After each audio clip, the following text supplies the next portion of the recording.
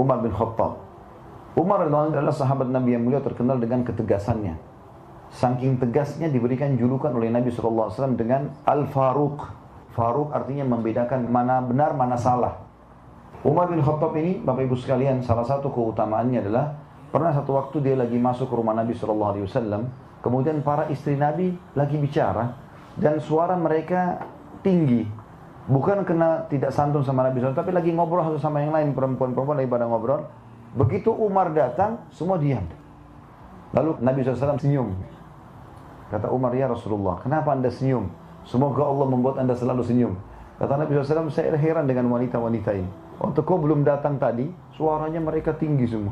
Begitu kau datang, senyap. Enggak ada suaranya. Maka kata Umar, hai musuh-musuh Allah, apakah kalian takut kepada saya dan tidak takut pada Rasulullah SAW?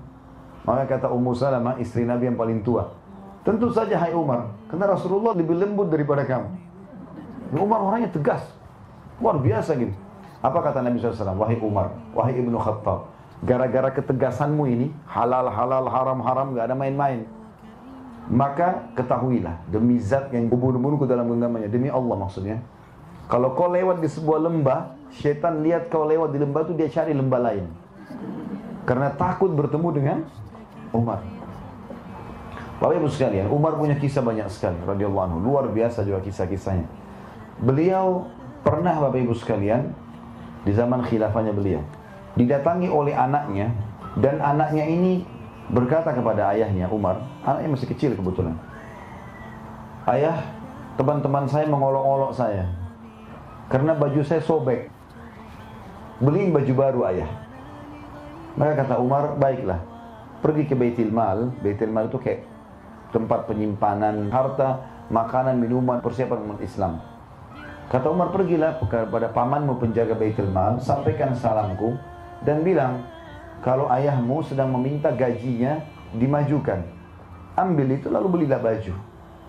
Maka anaknya pun pergi ke sana lalu berkata, paman, ayahku Amirul Mukminin Umar bin Khattab menitip pesan, katanya kalau bisa gajinya dimajukan. Lalu kemudian saya akan ambil untuk beli baju karena teman-teman saya mengolok baju saya sobek. Lalu kata penjaga itu bilang apa? Sampaikan salam kepada ayahmu Amirul Mukminin. Bilang, apakah ada jaminan bahwasanya ayahmu masih bisa hidup sampai akhir bulan sehingga dia bisa bayar itu? Sekarang belum selesai, belum tanggal terima gajinya. Kalau dia ambil sekarang, apa ada jaminan dia bisa hidup sampai akhir bulan nanti? Maka anaknya dengan polos pulang. Wahai ayahku, pamanku penjaga Baitul Mal bilang, sampaikan kepada ayahmu salam dan bilang, katakan apakah ada jaminan engkau akan hidup sampai akhir bulan? Maka tiba-tiba Umar bin Khattab menangis terisak-isak sambil mengatakan, pamanmu benar, pamanmu benar. Tidak ada yang bisa menjamin Umar hidup sampai akhir bulan. Apa yang mendorong seperti ini Bapak Ibu sekalian? Kenapa Umar seperti ini? Padahal dia raja, dia bisa suruh ambil gaji, bahkan bisa utang. Tapi subhanallah, kuasa Allah SWT. Kisah yang lain, Umar bin Khattab radhiyallahu anhu ini pernah satu waktu mengirim surat kepada Raja Romawi untuk mengajak masuk Islam. Rupanya Raja Romawi ini masih berpikir. Maka raja ini berpikir upeti aja. Mereka juga tidak mau berperang dengan muslimin.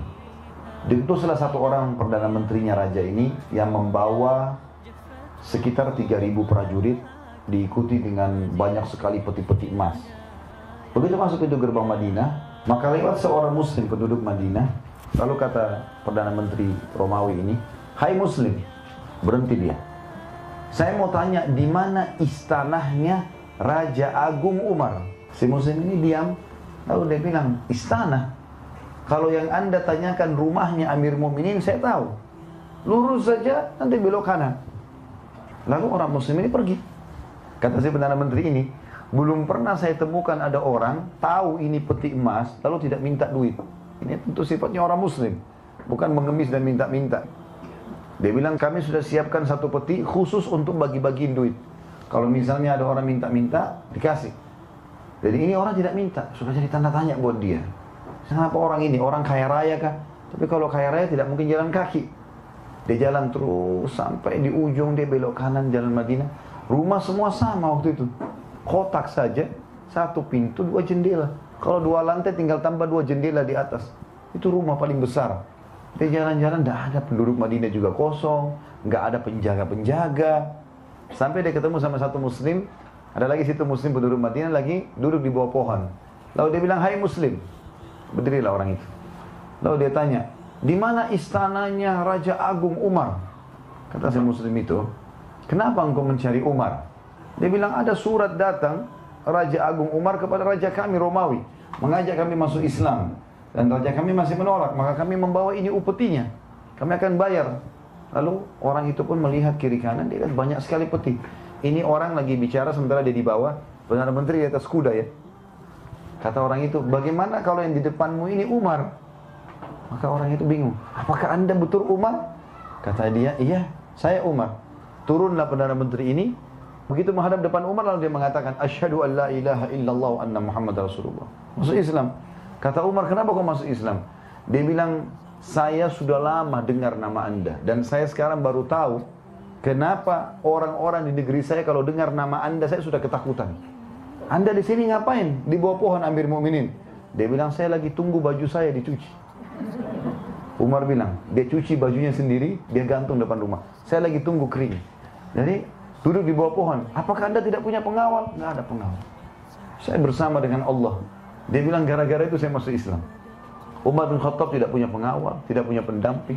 Duduk sendiri dengan keyakinan bahwasanya dia bersama Allah. Dan di zaman beliau, itu Islam sudah menguasai setengah dunia.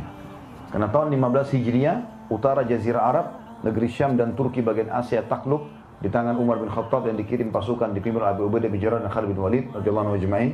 Dikenal dengan perang Yarmuk gitu ya. Tahun 16 Hijriah, diutuslah pasukan ke Persia, takluklah Iran, Irak, Afghanistan, Rusia.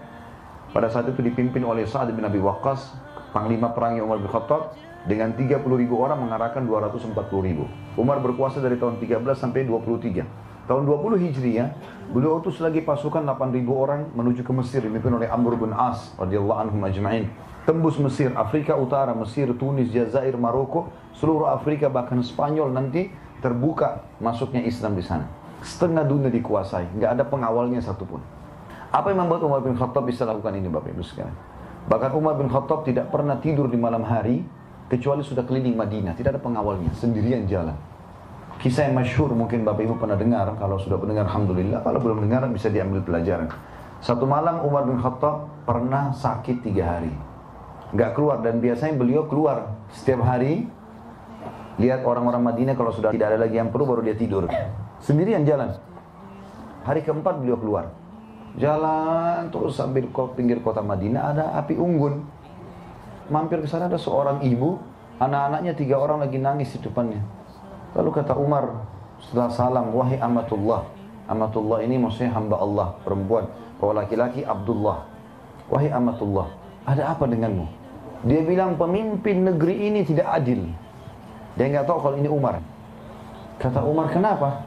Dia bilang, saya sama anak saya sudah lapar 3 hari. Jadi 3 hari yang Umar tidak keluar, di situ ada kelaparan. Ya Allahu alam pemimpin kita sekarang ini bagaimana keadaannya negara-negara Islam yang tidak pernah mau tahu keadaan masyarakatnya. Semoga saja mereka diberi hidayah ya. Kalau ada yang meluangkan waktu, alhamdulillah. Karena ini tanggung jawab semuanya kan. Berapa banyak orang yang kelaparan. Umar 3 hari nggak keluar sudah ada orang kelaparan. Dan orang ini sudah langsung memvonis Umar tidak adil. Dia tidak tahu kalau ini Umar.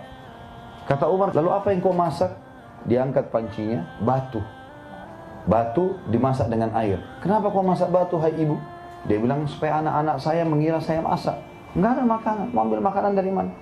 Maka dengan seperti itu mereka kecapean, nangis, tidur. Itu yang saya lakukan selama 3 hari. Maka Umar bilang, baik, tunggulah sebentar. Umar tidak pakai tunggu, langsung ke Baitul Mal.